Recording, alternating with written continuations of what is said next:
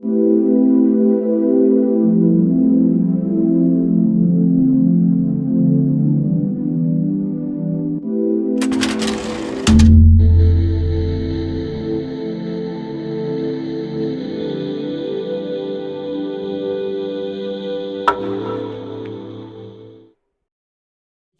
gracias. Muchas gracias a todas y todos por la invitación, por la organización logística y a todos, todas y todos los asistentes en las diversas áreas de o las sedes en las que nos están transmitiendo. Pues bienvenidos, muchas gracias por estar aquí. Y nosotros vamos a empezar esta presentación con algunos términos básicos relacionados con la sexualidad y la salud mental. Primero definiendo la salud mental como el estado de bienestar en el cual el individuo es consciente de sus propias capacidades, puede afrontar las tensiones normales de la vida, puede trabajar de forma productiva y fructífera y es capaz de hacer una contribución a su comunidad. Entonces vemos aquí esta definición de salud mental y probablemente esta definición tiene alguna o mucha relación con la definición de sexualidad que vemos a continuación. La sexualidad es un aspecto central del ser humano presente a lo largo de la vida y abarca al sexo, a las identidades, a los papeles de género, al erotismo, al placer, la intimidad, la reproducción y la orientación sexual. Todos estos términos vamos a estarlos describiendo a lo largo de la videoconferencia y vamos a ver cómo pueden interrelacionar para que uno pueda tener un buen desarrollo en la interacción con las diversas personas y tener una actividad productiva en los diversos ámbitos en donde nos desarrollamos. Incluye actitudes, valores, conductas, prácticas, papeles y relaciones interpersonales. No obstante, no todos estos aspectos se vivencian siempre y está influida por diversos factores biológicos, psicológicos, sociales, económicos, políticos, culturales, éticos, legales, históricos, religiosos y espirituales. Bien. Hay un término que se conoce como psicosexualidad, que alude a la influencia que tiene la sexualidad en el desarrollo y en el funcionamiento de la personalidad, que sabemos forma parte de nuestro buen desempeño no en la salud mental. Y se considera que la sexualidad y la personalidad están implicadas entre sí y que es prácticamente imposible hablar de la sexualidad como una entidad independiente de nuestra personalidad. Entonces, continuando con los términos básicos y hablando específicamente de los términos relacionados con la sexualidad, decía la definición que la sexualidad implica el sexo, y cuando hablamos del sexo no nos referimos a la práctica coital, sino más bien a las características físicas o biológicas de las personas y que se encuentran en extremos reproductivamente complementarios. Es un continuo que abarca diversos factores como la fórmula cromosómica, los órganos sexuales, los genes, las hormonas, los caracteres sexuales secundarios y las diferencias cerebrales, ¿no? Y esto obviamente se desarrolla desde la fecundación, ¿no? Durante el proceso de diferenciación sexual ocurren diversos cambios que permiten que el embrión se desarrolle hacia el sexo femenino o masculino y en algunos casos, en el proceso justo de diferenciación sexual, esta puede ocurrir de forma diferente por múltiples causas, generando cuerpos sexuados con ambigüedad de genitales, es decir, que tengan órganos sexuales internos o externos que no sean característicos solo del sexo femenino o masculino, sino de ambos, ¿no? Estas personas se conocen como personas intersexuales y se ha considerado que lejos de haber un sexo dicotómico, es decir, femenino y masculino, dentro de la intersexualidad hay hasta más de cinco sexos, ¿no? Desafortunadamente, las personas intersexuales han sido objetos de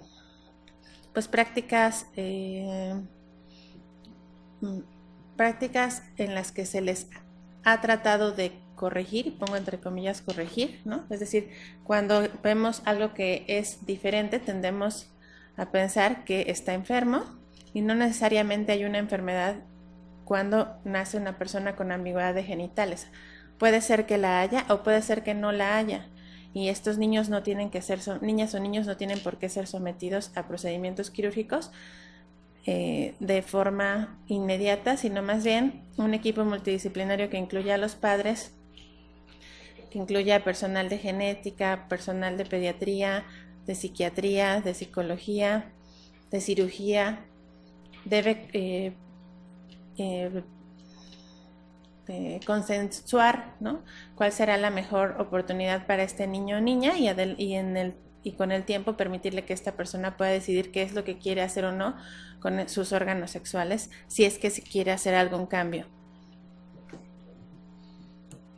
Entonces decíamos que en el extremo están las mujeres con capacidad reproductiva, en otro extremo estarían los hombres con capacidad reproductiva, pero de forma intermedia podemos encontrar a mujeres que tengan, por ejemplo, 60 años sin capacidad reproductiva, o niños de 6 años que no tengan capacidad reproductiva, pero que también tienen un sexo biológico, y las personas intersexuales que pueden tener o no capacidad reproductiva y que no tenemos que necesariamente realizarles un tratamiento para corregir, entre comillas, sus órganos sexuales, que por ser ambiguos no quiere decir que tengan un problema de salud.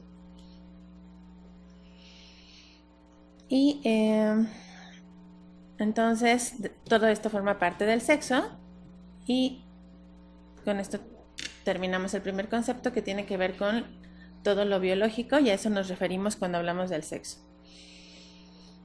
Después sigue otro término que es la identidad de género, y cuando hablamos de este término nos referimos a la percepción psicológica íntima de cada persona de pertenecer a un sexo o a otro, ¿no? Es decir, casi todas las personas cuando nacemos nos asignan un sexo según nuestros órganos sexuales, pero eso no significa que nosotros vamos a tener esa identidad psicológica. Generalmente se establece entre los 12 y 30 meses de vida, y a lo largo del desarrollo en la adolescencia termina de conformarse, y las personas no eligen su identidad de género, por lo tanto no es posible modificarla, es involuntaria, y nuestra responsabilidad es ayudarles a las personas a reconocer cuando tienen dudas cuál es su identidad y ayudarles a aceptarla.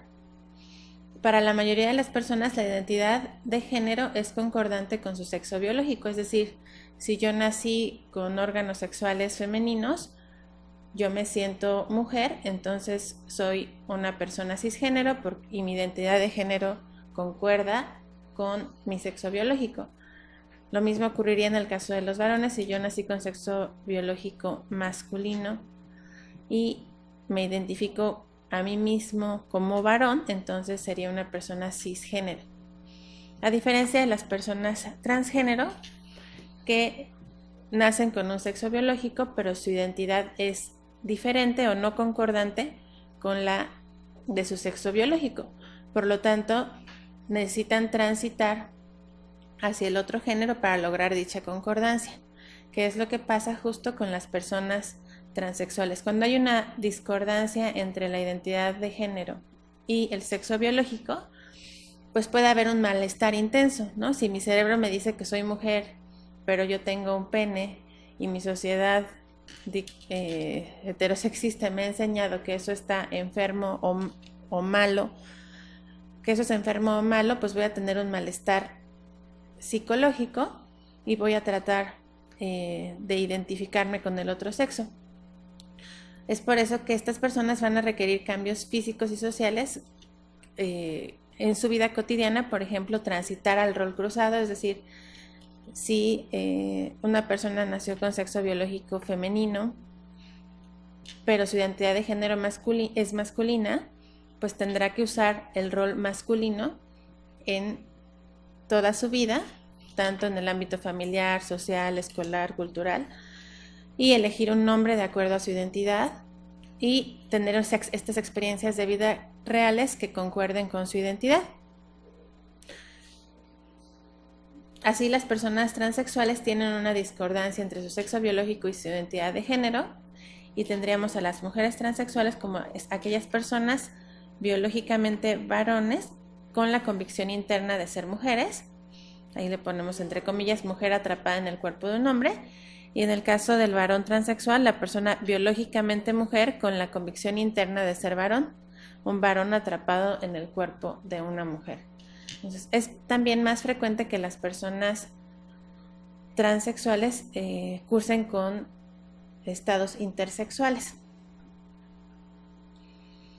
Entonces ya dijimos que es imposible cambiar por cualquier método psicoterapéutico la identidad de género, sino más bien tenemos que ayudarles a esas personas a que su cuerpo se adapte a su identidad, que no se va a poder cambiar nunca. Y de hecho a lo largo de la historia hemos tenido algunos casos en donde hemos tratado de cambiar la identidad de género de las personas y nos hemos dado cuenta de que eso no funciona y que incluso produce mucho sufrimiento a las personas que lo han intentado. Y describo un poquito este caso de John, ¿no? Que fue un niño de 8 meses de edad al que se le realizó una circuncisión. De forma accidental le cauterizaron de más el pene y más bien perdió el pene por accidente, y entonces obvio un varón en nuestra sociedad sin pene pues es considerado pues como no varón. Y en aquella época decidieron que existía la idea de que la identidad de género podía cambiar y decidieron a este niño hacerle una reconstrucción quirúrgica. Y siempre dicen que es más fácil hacer un hoyo que levantar una torre cuando se ven personas con ambigüedad de genitales y se les quiere asignar un sexo biológico, o por ejemplo en este caso era mucho más difícil construir un pene, ¿no?, quirúrgicamente que una vagina, y eso se hizo. Entonces a este niño se le realizó también la orquiectomía para facilitar su feminización y desafortunadamente este pequeño jamás se sintió una mujer, aunque le dieron tratamiento hormonal para adaptarlo hacia el género femenino, lo trataron como mujer, le dieron un nombre de mujer. Él nunca se sintió mujer porque su identidad de género desde siempre fue masculina. Cuando llegó a la pubertad se dio cuenta de esto, él rechazó este sexo que le habían asignado y él mismo solicitó que le dieran tratamiento hormonal masculino, que le dejaran de dar el tratamiento femenino, el tratamiento hormonal femenino que le había hecho crecer las mamas, e incluso él pedía que se le realizara una cirugía para crearle un pene, una faloplastia. Incluso contrajo matrimonio y después adoptó un niño. Sin embargo, se piensa que todos estos aspectos, todos estos procedimientos que recibió influyeron de forma negativa en la salud mental y que de alguna forma en el 2004 esta persona terminó suicidándose, ¿no? Fue en 1948 que Harry Benjamin describió que la transexualidad ha existido desde tiempo inmemorial en la especie humana y estudió y documentó científicamente por primera vez el fenómeno, y gracias a él, ¿no? Hay una asociación mundial que rige el comportamiento o el tratamiento que se debe dar a estas personas basado en la evidencia científica, y se han evitado iatrogenias, ¿no? Por ejemplo, antes hasta se hacían trasplantes de útero a estas personas. Obvio, son procedimientos que no están permitidos en la actualidad. Como pasó con Lili Elbe, que justo en este proceso de transición hacia su identidad de género femenina, cuando había nacido con sexo biológico masculino, murió cuando le trasplantaron un útero. Entonces, la identidad de género no se puede cambiar, y con esto llevamos dos conceptos. Uno es el de sexo, otro es el de identidad de género, y ahora vamos con el de género. Entonces, decimos que cuando nacemos tenemos un sexo biológico y en ese momento, incluso ahora desde antes de nacer con los procedimientos de médicos como los ultrasonidos que se realizan durante el embarazo a las personas, se pueden identificar los órganos sexuales del feto y entonces se les dice a los padres, usted va a tener una niña o un niño, y desde entonces, desde antes de nacer, las personas de alrededor están teniendo una serie de ideas, sentimientos, sensaciones, expectativas de esa personita que aún no nace. Y se le están asignando roles que va a tener que cumplir en el momento en el que nazca. E incluso los padres también empiezan a asumir un rol. Al momento del nacimiento, el ser humano nace con un sexo biológico, se observan sus órganos sexuales externos y el médico le dice a los papás, usted tiene una niña o un niño. Si nace un niño intersex, es decir, que tiene ambigüedad de genitales o tiene ambos órganos sexuales, en alguna época se les trataba de corregir, ¿no? Para ponerlos en femenino y masculino. Sabemos que no se debe hacer eso, sino que se debe evaluar por un equipo multidisciplinario en esos casos, como comentábamos anteriormente, pero generalmente dicha asignación es dicotómica y solo se reconocen dos grandes categorías, mujer o varón. Y cuando la persona por cualquier causa no cumple con estas expectativas sociales, va a ser sujeta a diversas sanciones, porque además se asume que este niño o niña va a ser heterosexual y que hay una heteronormatividad, es decir, que a todas las personas todas las personas vamos a tener una congruencia entre nuestra identidad de género y nuestro sexo biológico, y que además vamos a ser heterosexuales, es decir, nos van a gustar o vamos a tener atracción erótica hacia las personas del otro género, como ahorita lo vamos a ver con el término de orientación. En fin, entonces estos roles que asigna el género desafortunadamente siguen haciendo al día de hoy una socialización diferencial y se sigue educando a las niñas y niños de forma diferente, aunque en algunos contextos culturales y sociales esto ha cambiado, afortunadamente, y ya reconocemos que hay otras formas no tradicionales de ser mujer o varón, pues en muchas áreas aún los roles, por ejemplo, de los quehaceres domésticos y de la crianza siguen asignados hacia las mujeres, y los roles de proveer, de procrear, ¿no? Y decíamos las tres P's de los varones: protectores, procreadores y proveedores, ¿no? Siguen siendo de los varones, ¿no? Y aunque en la actualidad muchas mujeres han tenido acceso al trabajo fuera del ámbito doméstico, como no se les ha enseñado a muchos varones que también tienen que participar dentro, o que tienen derecho o que tienen obligaciones incluso de realizar estos otros roles, por ejemplo en el cuidado de sus hijos o en la crianza, pues se ha considerado que ahora las mujeres tienen una doble jornada de trabajo, porque llegando a casa, además de traer ingresos a la familia, tienen que realizar las labores domésticas. Y bueno, hasta el día de hoy, estas construcciones sociales contribuyen a la violencia sexual, y específicamente en el caso de las mujeres, a nivel mundial, 1 de cada 10 chicas menores de 20 años ha sufrido violencia sexual, y la OMS estima que entre 100 y 140 millones de niñas y mujeres de todo el mundo han sido sometidas a uno de los 3 primeros tipos de mutilación genital femenina. Hasta el día de hoy, a muchas niñas, dice aquí la OMS que 91.5 millones de mujeres y niñas mayores de 9 años en África han sufrido las consecuencias de la mutilación genital femenina, y que 3 millones de niñas corren el riesgo de ser sometidas a esta mutilación cada año. Porque además, dentro de los roles sociales relacionados con el género, se piensa que las mujeres que disfrutan su sexualidad no son mujeres decentes, y entonces en muchos lugares del mundo se sigue realizando este procedimiento para evitar que las mujeres sientan placer. Y esto también tiene un impacto, estos roles tan rígidos tienen un impacto también en los varones. Los varones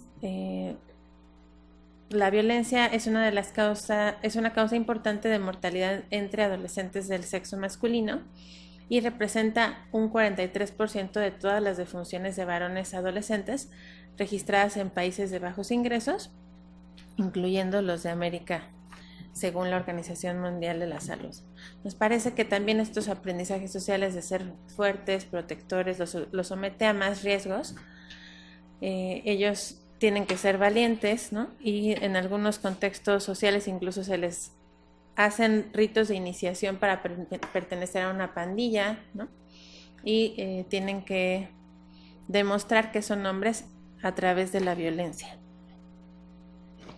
Entonces a eso nos referimos cuando hablamos del género, y si recordamos la definición de sexualidad incluía aspectos relacionados con el sexo, con la identidad, con el género, y ahorita vamos con otro aspecto que es la orientación sexual, o también llamada preferencia genérica.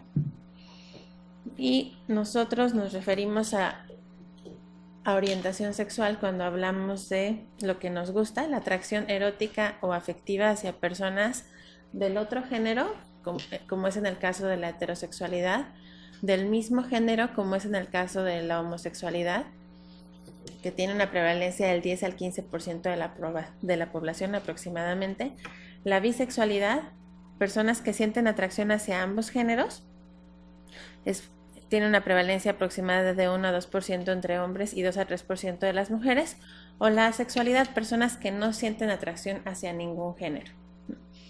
Un tipo de asexualidad es la pansexualidad, que se refiere a personas que se sienten atraídas sexualmente por otros, pero no necesariamente relacionado con su sexo, sino con aspectos más allá del género. Por ejemplo, pueden entablar relaciones románticas con diversos tipos de personas independientemente de su orientación sexual, ¿no? Y desde la década de los 50, Alfred Kinsey fue un investigador que entrevistó a muchos varones y mujeres sobre sus comportamientos sexuales, y encontró que muchas y muchos de ellos tenían conductas consideradas como homosexuales, y él por primera vez describió un continuo hetero-homosexual donde decía: no todas las personas, no es dicotómico, no es algo blanco y negro, sino hay una escala de grises intermedias en los comportamientos o en las atracciones eróticas. Y según las características de estos comportamientos, las personas podrían clasificarse en uno de estos 6 rubros, del 0 al 6. Y nosotros vamos a poner algún ejemplo de cómo se da esta atracción erótica. Esta misma tabla de Kinsey fue modificada en un modelo así llamado preferencia genérica por Juan Luis Álvarez Gallú y el doctor Lizárraga. Hicieron ellos este modelo de preferencia genérica para describir en qué parte o en qué rubro de estos 6 nos encontramos las personas. Y entonces, si nosotros estamos en el nivel 0, ¿no?, seríamos personas fundamentalmente heterosexuales, ¿no? ¿A qué nos referimos con esto? Cuando yo puedo decir que solo me atraen las personas del otro género y no puedo reconocer belleza en personas de mi mismo género. Es decir, si yo veo a 2 personas y una físicamente me parece más atractiva que la otra, no estaría yo en este rubro, sino más bien si yo veo a 2 personas con diversas características físicas y no puedo identificar quién es más bella, entonces sería fundamentalmente heterosexual. En el caso de las mujeres, si no puedo decir si Angelina Jolie o Elba Ester Gordillo quién es más guapa, pues entonces yo soy fundamentalmente heterosexual. Seguiría el siguiente rubro, que es las personas básicamente heterosexuales, cuando sienten atracción hacia el otro género, pero pueden reconocer belleza hacia personas del mismo género. Es decir, soy mujer, por ejemplo, me gustan los varones, pero también puedo decir que una chica es guapa, o soy varón, me gustan las mujeres y puedo decir que un chico es guapo. Si ese es mi caso, entonces soy básicamente heterosexual, a diferencia del anterior, cuando no puedo identificar si alguien es más guapo que el otro. En el siguiente rubro, que serían las personas preferentemente heterosexuales, son personas que les atraen las personas del otro género, es decir, si soy mujer me gustan los varones, si soy varón me gustan las mujeres, pero también, aunque menos, las personas de mi mismo género, es decir, sienten atracción más hacia las personas del otro género, pero también pueden sentir atracción, aunque en menor intensidad, hacia las personas del mismo género.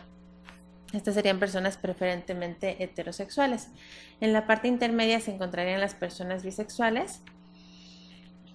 Son aquellas personas que pueden o perciben que les atraen por igual tanto varones como mujeres, y en ese sentido siempre es importante recordar que hay muchos mitos relacionados con la bisexualidad. Uno de ellos es el pensar que les atraen todas las mujeres o todos los varones, lo cual es algo falso, así como a las personas heterosexuales solo les atraen algunas mujeres o algunos varones con ciertas características, ¿no?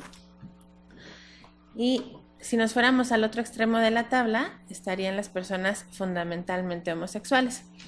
Es decir, si yo soy mujer y me gustan las mujeres y no puedo decir que un hombre es más guapo que el otro, por ejemplo, William Levy y Vicente Fox, si para mí ninguno de los dos es más guapo, entonces yo soy fundamentalmente homosexual, ¿no?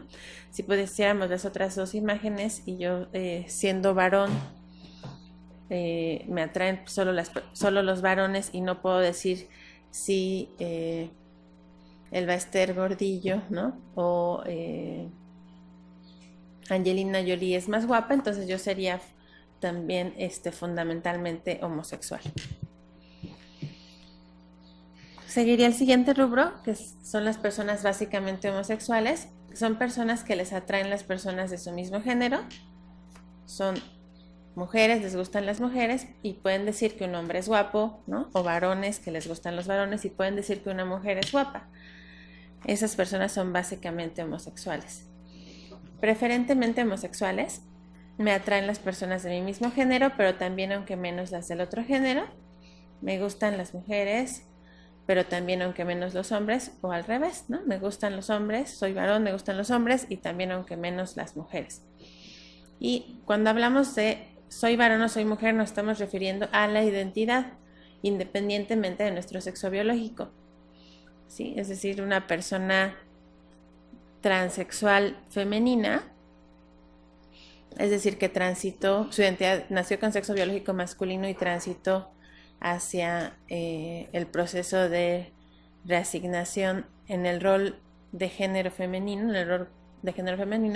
esa persona se identifica como mujer y puede estar en cualquiera de estos rubros, el que ella decida, siempre identificándose con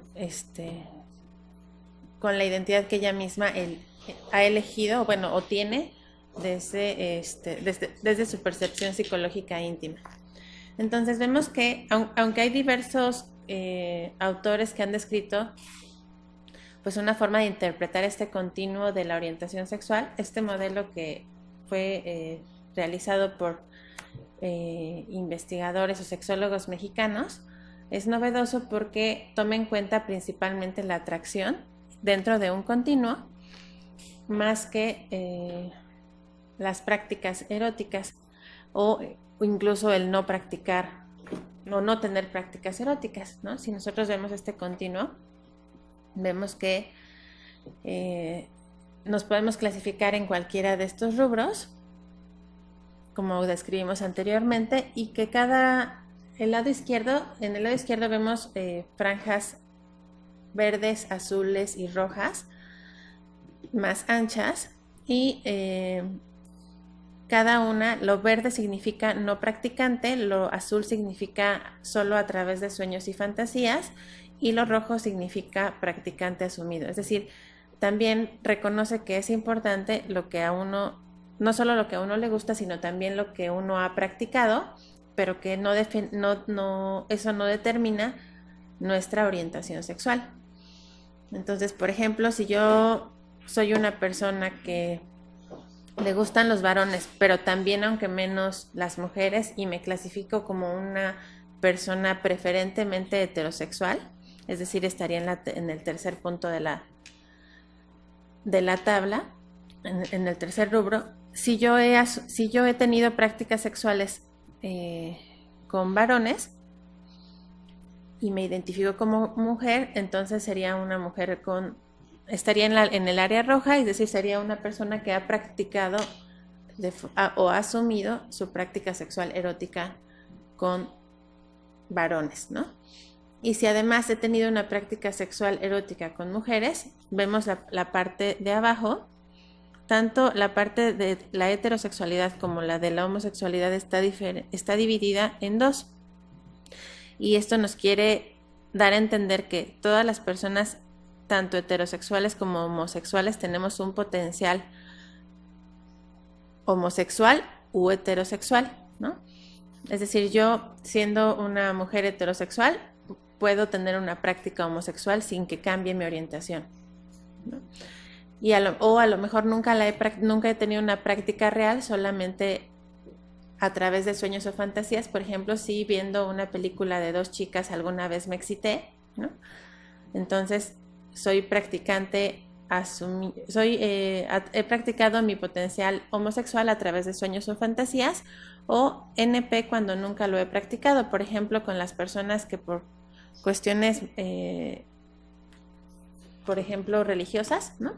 En el caso de un sacerdote, por ejemplo, o de una monja que elija no tener actividad sexual porque su vida esté consagrada a su religión, pues eso no quiere decir que no tenga orientación sexual esa persona, aunque haya elegido no practicarla.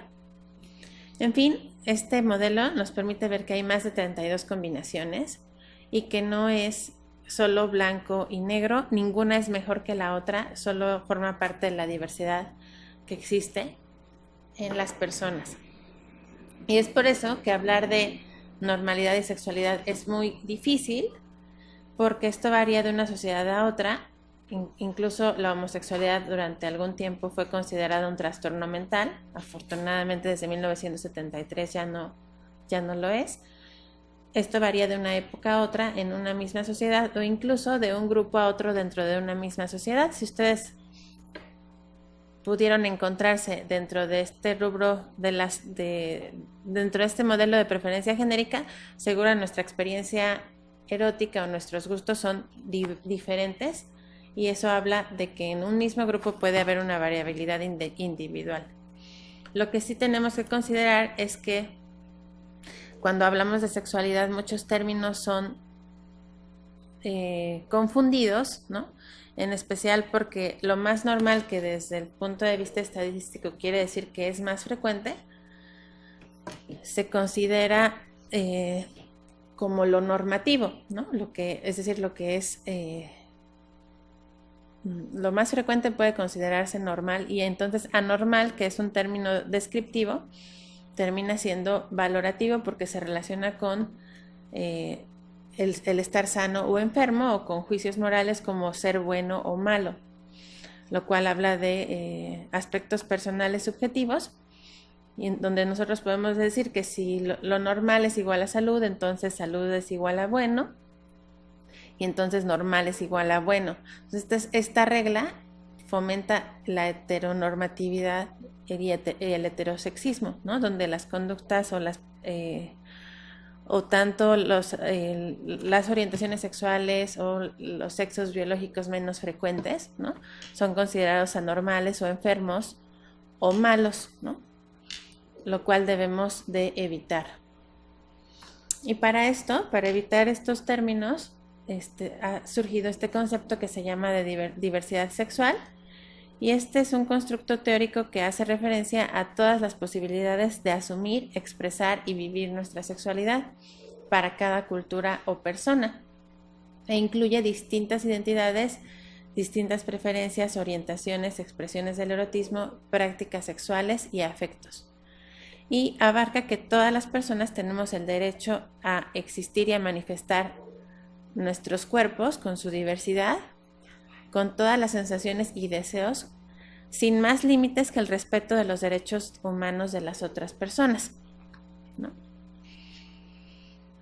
Y justo lo que vemos en las personas es generalmente la expresión del género. Cuando vemos a alguien vestido desde el rol de género femenino, pues vemos que tiene una forma determinada de hablar, un modo de vestir, un comportamiento social, y a eso nos referimos cuando hablamos de la expresión de género, pero no sabemos si cuál es la identidad de género de esa persona, cuál es su sexo biológico, su orientación sexual, y eso varía de persona a persona. Y incluso la misma comunidad de las personas lesbianas, gays, bisexuales, transexuales, transvestis e intersexuales han considerado que terminamos discriminando o estigmatizando cuando clasificamos también a estas personas como dentro de un rubro, pero recordemos que mientras no seamos capaces de respetar los derechos humanos de todas las personas, necesitamos clasificar, ¿no?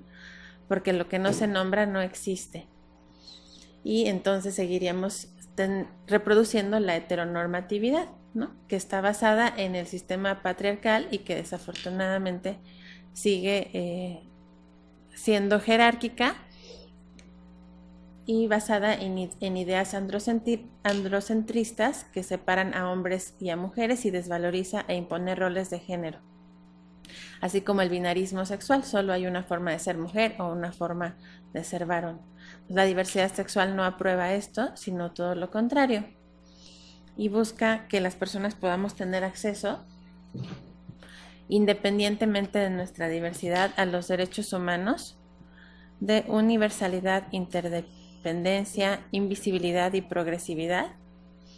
Es decir, que permitan evitar la discriminación por cualquier razón, incluyendo nuestra expresión del género, nuestro sexo, nuestra identidad, en cualquier ámbito social.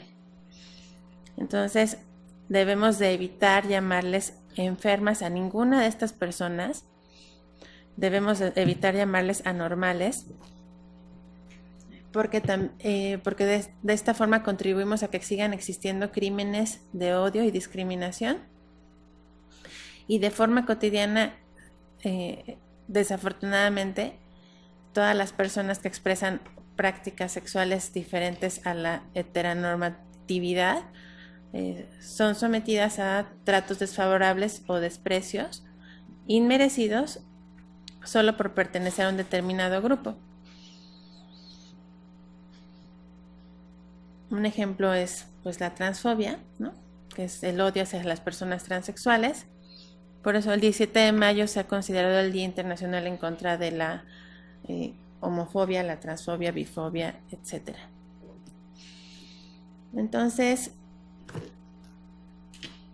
seguimos hablando de sexualidad, ¿no? Todo esto tiene que ver con la sexualidad y cómo puede impactar cada uno de estos, cómo puede impactar mi identidad, mi orientación, mi sexo biológico en mi salud mental y en mi salud sexual, ¿no? Para la OMS, la salud sexual implica un bienestar físico, emocional, mental y social, ¿no? O sea, tenemos que estar bien en todos estos aspectos y además ser positivos y respetuosos ante todas las expresiones de la sexualidad, también las relaciones sexuales, y evitar ser libres de coerción, discriminación o violencia en cualquier ámbito relacionado con la sexualidad y más bien reproducir los derechos sexuales, ejercer nuestros derechos sexuales, incluyendo el derecho al placer.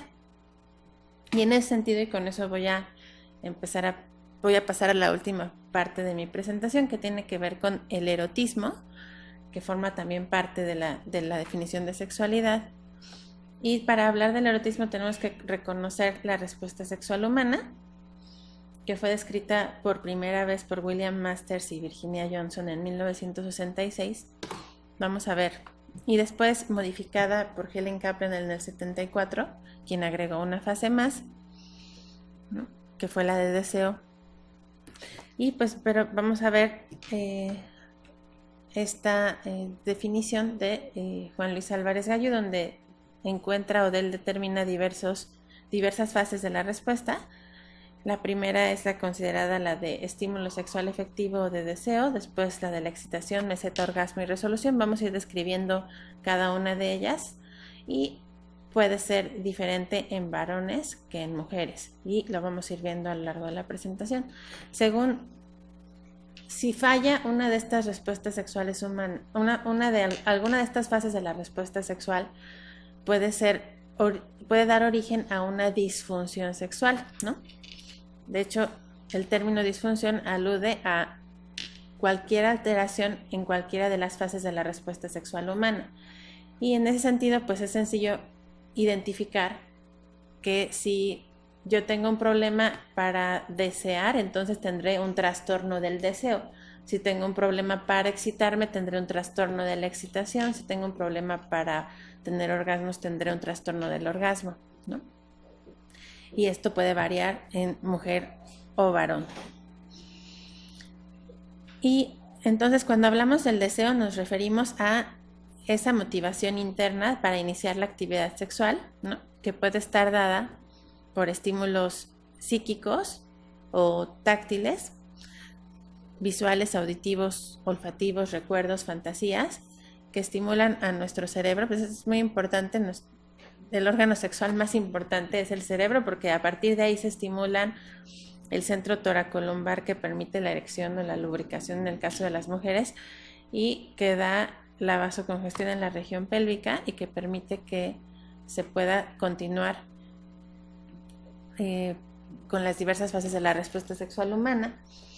Nosotros tenemos que reconocer los aspectos anatómicos básicos de las personas. Muchas veces una causa de las disfunciones tiene que ver con la falta de educación relacionada con la sexualidad, y muchas mujeres, por ejemplo, no han visto nunca su vulva, no reconocen dónde está su clítoris, dónde está el meato urinario, no reconocen cuál es la entrada o el orificio de la entrada a la vagina. Obvio, no conocen tampoco el punto G, ¿no? Que es un punto que se considera, es un remanente, que se considera un remanente prostático, ¿no? Y estos conductos se abren hacia la uretra. Cuando se estimulan estas glándulas, se puede secretar una pequeña cantidad de líquido transparente, incoloro y inodoro, que puede generar justo una sensación de orinar durante la actividad sexual. Sin embargo, muchas personas que desconocen esto, cuando tienen actividad sexual, pueden estar teniendo estimulación de esta área y sin saberlo piensan que van a orinar, cuando más bien tiene que ver con la estimulación de este punto. Entonces, la falta de educación de la sexualidad puede contribuir a que se genere una disfunción sexual en cualquiera de las fases de la respuesta sexual humana. Y vemos que algunos factores contribuyen a que tengamos más o menos deseo, entre ellos algunos neurotransmisores, que vemos aquí algunos, por ejemplo la dopamina, hormonas como la testosterona, el ciclo menstrual. Por ejemplo, en el caso de las mujeres, durante algunos periodos del ciclo podemos tener mejor lubricación cuando aumentan los estrógenos, y por el contrario, puede disminuir el deseo cuando aumenta la progesterona, cuando aumenta la serotonina, la prolactina o el cortisol. Entonces, cuando hay una falta de deseo, pues se considera un trastorno del deseo si esto genera un malestar en la persona y ha ocurrido durante un periodo de tiempo. Esta es la definición del DSM-4TR, cambió un poco en el DSM-5. De hecho, ahora se consideran trastornos del deseo, excitación sexual en el DSM-5. Juntaron los trastornos de tanto del deseo como de excitación, con la finalidad de disminuir la brecha diagnóstica, es decir, que hagamos más diagnósticos de estos problemas, porque generalmente no los preguntamos y asumimos que las personas tienen una actividad sexual o no sufren, o su funcionamiento sexual no es problemático. Y muchas personas tienen disfunciones, pero tienen pena de hablar de ello. Entonces, nosotros como profesionales de la salud tenemos que preguntar si hay alguna alteración en las ganas, ¿no? En las fantasías, en los pensamientos y qué factores tanto biológicos, psicológicos, sociales o culturales están influyendo en esto. Seguiría la fase de excitación, ¿no? En el caso de la mujer se refiere a, tanto en mujeres como en varones, se refiere a la vasocongestión de la región pélvica, hay un aumento en el flujo sanguíneo en esta área. Y en el caso de las mujeres, por ejemplo, que el clítoris se vuelve duro y turgente, se engrosa, los labios menores tienden a congestionarse y la excitación inicial puede durar de varios minutos a varias horas. Y nosotros, si vemos esta imagen del clítoris disecado al lado de un pene, vemos que es una estructura homóloga que tiene incluso el mismo origen embrionario, también es eréctil, también tiene cuerpos cavernosos y tiene también un suministro importante de terminaciones nerviosas que la hacen muy sensible a la fricción. De hecho, vemos que las ramas de este clítoris están a lo largo de los labios menores y que pueden estimularse durante la penetración, pero muchas veces no se estimula lo suficiente porque la parte más anterior, que es donde se encuentra el capuchón del clítoris, también es una parte muy sensible y no siempre se estimula con todas las posiciones durante la penetración. Entonces, a veces las personas no tienen trastornos del orgasmo, no han tenido orgasmos, pero más bien porque no conocen bien las áreas anatómicas y no se han estimulado suficientemente o de forma adecuada las partes más con terminaciones nerviosas más placenteras, ¿no? En el caso de las mujeres, pues el clítoris, que lo vemos del lado izquierdo cuando está flácido o cuando está erecto y que obvio no se ve porque está cubierto del capuchón, que es piel, ¿no? Y que cuando hablamos de que las personas tienen incapacidad para excitarse, entonces hablamos de un trastorno de la excitación sexual. Decíamos que en la mujer se juntaron ya los trastornos del deseo de excitación en el DSM-5. Un día malo todos lo tenemos, todos lo podemos tener. Esto tiene que ocurrir entre el 75 y 100% de los encuentros sexuales y generar un malestar en las personas. Y debe estar presente por lo menos 6 meses y tenemos que identificar para todas las disfunciones si ocurrió, qué tipo de especificador tiene, si esto ha ocurrido durante toda la vida, es decir, las personas nunca han podido excitarse, si fue adquirido, es decir, durante algún periodo de tiempo su excitación era normal y a partir de un evento o situación empezó a tener este problema, si ocurre con todos los encuentros eróticos con todas las parejas o solo con determinadas parejas o en determinadas situaciones, y determinar la severidad, si es leve, moderado o severo según el malestar que genere. En el caso del varón, la excitación se refiere también a la erección, ¿no? Cuando hay excitación, el pene está erecto, y si nosotros vemos el pene tiene espacios sinusoidales, tejidos formados por músculo liso que tienen membranas flexibles que los rodean y que permiten que cuando el pene está flácido, estos espacios sinusoidales están vacíos, y cuando el pene está erecto, estos espacios sinusoidales se llenan de sangre, el músculo se relaja y esto permite que se dé la firmeza de la erección justo con la integridad de la túnica albuginea, que es una membrana blanca que cubre al pene y que permite que se mantenga la erección, ¿no? Entonces, este proceso es complejo, requiere la intervención de neurotransmisores como el óxido nítrico, y justo en estos neurotransmisores es donde actúan los medicamentos que se utilizan para favorecer las erecciones, como el sildenafil, el vardenafil, el tadalafil, entre otros. Y lo que hacen estos medicamentos es inhibir una enzima que se llama fosfodiesterasa 5, que es la que se encarga de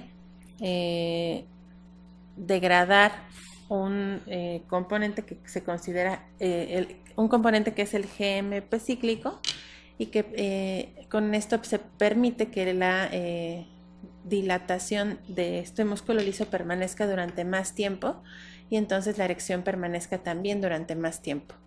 No vamos a explicar ese proceso porque es un poquito complejo y por el tiempo, pero entonces cuando hablamos de un trastorno de la excitación, hablamos de los trastornos de la erección o de la lubricación.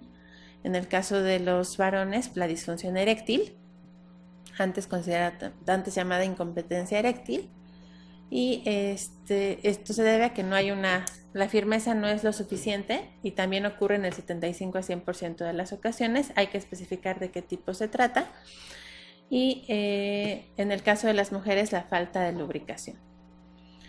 Vemos la siguiente fase, que es la de la meseta, y hablamos cuando se da la excitación. Esta excitación puede mantenerse durante algún tiempo. Cuando esta excitación se mantiene por un periodo muy corto, puede ocurrir lo que es la eyaculación precoz, ¿no? Es decir, la estimulación sexual mínima genera que esta persona eyacule antes del tiempo deseado. Se considera, según el DSM-5, la eyaculación precoz cuando ocurre aproximadamente 1 minuto después de la penetración vaginal o antes de que el individuo lo desee, en el 75 a 100% de los casos, y también que no se eyacule o que la eyaculación ocurra durante mucho tiempo después del tiempo deseado. Entonces seguiríamos con la fase del orgasmo, que implica 2 factores importantes. El orgasmo es el clímax del placer sexual e incluye 2 aspectos, tanto el subjetivo, donde hay una sensación de placer y de liberación de la tensión sexual, que incluso incluye una pequeña obnubilación de la conciencia, aunado a unas contracciones rítmicas de los músculos perineales y de los órganos de reproducción pélvica. Entonces se contraen muchas áreas, depende de muchos neurotransmisores, incluyendo la oxitocina, que se secreta justo durante el orgasmo. Y vemos que muchos de estos músculos que están aquí son los que se contraen durante el periodo del orgasmo, y por eso se genera esta sensación tan placentera. Aumenta también la frecuencia cardíaca, la frecuencia respiratoria. Esto es de forma involuntaria y sostenida, y cuando no ocurre, entonces hablamos de un trastorno orgásmico, que según el género puede ser femenino o masculino.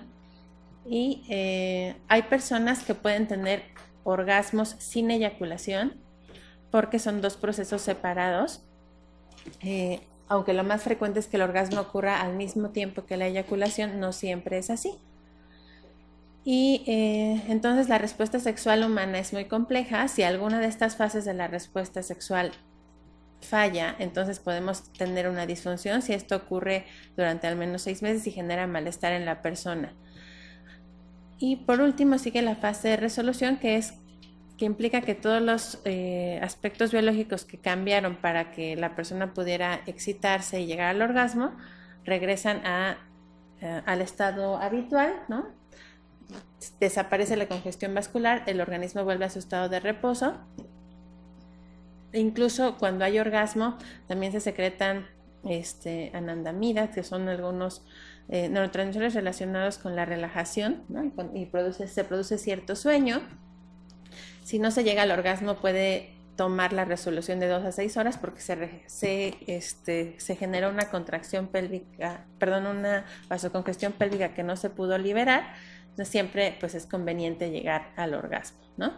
Algunos otros trastornos implican los trastornos del dolor, ¿no? Antes en el DSM-4 eran conocidos como vaginismo, que es por ejemplo la contracción involuntaria y recurrente de la musculatura del tercio externo de la vagina, que impidía incluso la penetración de un dedo y mucho más el coito. Pero ahora han preferido llamarse para el DSM-5 como trastornos del dolor genitopélvico o trastornos para la penetración, con la misma intencionalidad de disminuir la brecha diagnóstica y que nosotros preguntemos más y hagamos más diagnósticos de estos problemas relacionados con la sexualidad. Nosotros podemos clasificarlos, ¿no? Pero lo más importante es que en el caso de las personas con trastornos mentales, hasta el 57% de los pacientes con un trastorno de la sexualidad tiene un trastorno psiquiátrico, y al revés, ¿no? Por ejemplo, es más frecuente que se tenga el trastorno de ansiedad generalizada. Los pacientes con depresión, con trastorno bipolar, con trastorno de pánico, con fobia social, con anorexia y esquizofrenia, pueden, como vemos aquí, tener alteraciones en algunas o varias fases de la respuesta sexual humana.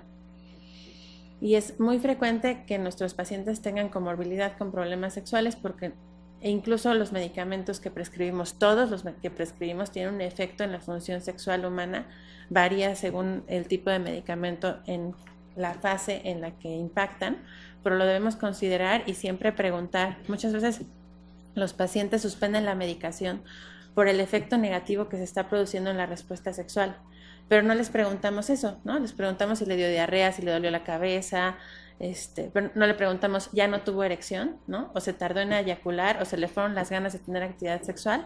Cuando no se les pregunta eso, el paciente tuvo un problema en su función sexual relacionado con los medicamentos, puede estar teniendo mal apego al tratamiento. Entonces nosotros tenemos que considerar eso y pensar siempre que hay una combinación de problemas que pudieran estar relacionados con el buen funcionamiento sexual, tanto de problemas interpersonales en la relación de pareja, por ejemplo, sociales, económicos, educativos, que están interaccionando, y buscar cuál es la meta de tratamiento para las personas. Siempre tenemos que dar educación sobre la sexualidad, estos términos básicos que describimos, los aspectos anatómicos, fisiológicos básicos de la sexualidad. Es muy frecuente que muchas personas adultas no conozcan su propio cuerpo y a veces no se trata de problemas muy graves, solo de educación, ¿no? Y otros que son sí graves relacionados con haber vivido violencia, por ejemplo, sexual o problemas relacionados con violencia de pareja, deben ser identificados y atendidos de forma multidisciplinaria, ¿no? Entonces, pues como conclusiones, debemos reconocer que los problemas sexuales implican interacciones complejas de factores biológicos, psicológicos y sociales y que su impacto varía de persona a persona, pero que está presente en muchos de nuestros pacientes con trastornos mentales y que nosotros como personal de salud mental, nosotras y nosotros, debemos discutir sobre estas cuestiones en el contexto de nuestra atención, investigar la salud física de las personas. Por ejemplo, ¿no? Cuando una persona tiene disfunción eréctil y es una persona diabética, hipertensa, y puede ser el primer síntoma de que esa persona está próxima a infartarse, ¿no? Porque justo las arterias relacionadas con la erección, si tienen aterosclerosis, puede tener también aterosclerosis las arterias coronarias, y justo el calibre de las arterias del pene es un poquito más grande que el de las coronarias. Eso quiere decir que está próximo a infartarse esa persona. Entonces, siempre hay que incluso realizar un electrocardiograma y buscar también atención por múltiples especialistas, en especial cuando encontramos algún problema médico causante de la disfunción. Y considerar que si no educamos, vamos a seguir teniendo actitudes sociales negativas, rígidas, estereotipadas, que van a favorecer tanto el machismo en los varones como la pasividad en las mujeres y la discriminación hacia la expresión de cualquier forma de la diversidad. La salud sexual requiere de competencias que son determinadas y facilitadas por la salud mental, y la afectación de la salud mental con frecuencia afecta a la salud sexual y viceversa, por lo que tenemos que investigar cómo se encuentran ambas y buscar que el bienestar sea recíproco al tratar ambas. Y con esto termino mi presentación. No sé si hay alguna duda o pregunta. Creo que estamos casi a tiempo. Muchas gracias. Muchas gracias.